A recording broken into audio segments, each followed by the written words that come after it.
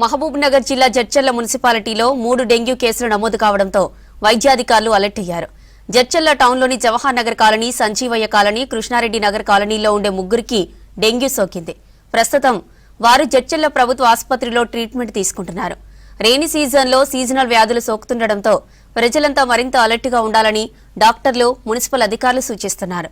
జడ్చర్ల టౌన్లో పబ్లిక్ తమ పరిసరాలను పరిశుభ్రంగా ఉంచుకోవాలని, డ్రైనేజీలో మురుగునీరు నిలవకుండా జాగ్రత్తలు తీసుకోవాలని మున్సిపల్ అధికారులు కూడా సూచిస్తున్నారు.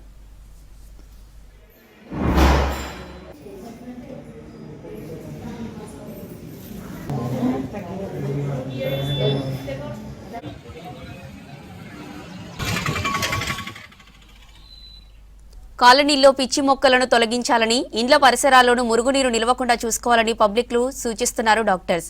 నీరు నిల్వ ఉండడం వల్ల దోమలు వస్తాయని, దీనివల్ల వైరల్ ఫీవర్స్ వస్తాయంటున్నారు. పరిసరాలు పరిశుభ్రతపై పబ్లిక్కు అవగాహన కల్పించేందుకు ఇంటింటా ఫీవర్ సర్వే కార్యక్రమం నిర్వహిస్తున్నామని జడ్చర్ల ప్రభుత్వ ఆసుపత్రి డాక్టర్ మనుప్రియ చెప్పారు. ఎవరికైనా 2-3 రోజులకు మించి జ్వరం వస్తే వెంటనే డాక్టర్లను సంప్రదించి వైద్య పరీక్షలు చేయించుకొని జాగ్రత్తలు తీసుకోవాలంటున్నారు. మనకి మెల్లిగా డెంగ్యూ వ్యాధి అనేది స్టార్ట్ అవ్వడం జరుగుతుంది. సో డెంగ్యూ వ్యాధి ఇంకా ఎక్కువ ప్రబలకుండా మేము మా మెడికల్ శాఖ నుంచి ప్రతిరోజు ఆశా వర్కర్లు ఇంటింటికి వెళ్ళి ఫీవర్ సర్వే చేయడం జరుగుతుంది. ఏమన్నా ఫీవర్ కేసులు గుర్తించినట్టయితే వాళ్ళకి తగిన మెడికేషన్ ఇస్తున్నాము. అదేవిధంగా వాళ్ళని మళ్ళీ ఫాలో అప్ చేసి జ్వరం తగ్గకపోతే వాళ్ళకి మళ్ళీ ఈ డెంగ్యూ పరీక్ష కానీ, టైఫాయిడ్ పరీక్ష కానీ ఇవన్నీ చేయడం జరుగుతుంది. అదేవిధంగా మన మండల్ లెవెల్లో ర్యాపిడ్ రెస్పాన్స్ టీమ్స్ ఫామ్ చేసినాము.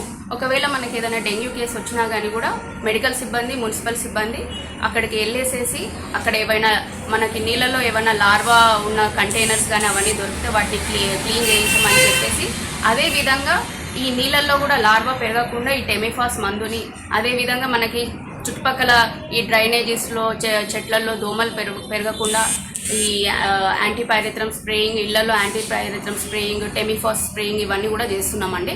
అదేవిధంగా చుట్టుపక్కల ఏదైనా మనకి చెత్త కనిపించినా కానీ కూడా, లేకపోతే ఓపెన్ ప్లాట్స్లో మురికి నీరు చేరినా కానీ కూడా మేము వెంటనే మున్సిపల్ సిబ్బందికి ఆ సమాచారం ఇప్పించి అక్కడ క్లీన్ చేయడం ఇవన్నీ కూడా చేస్తున్నామండి.